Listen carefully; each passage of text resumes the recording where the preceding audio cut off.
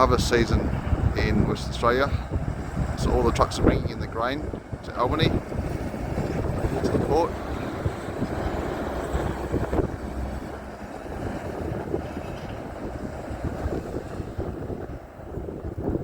To go into the silo and then out to the ships, off to the places around the world.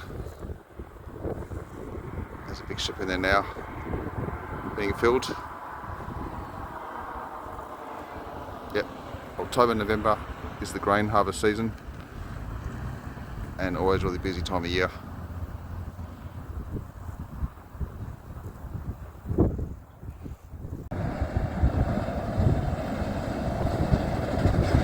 Harvest season in Albany, the trucks are rolling in fast with all the grain.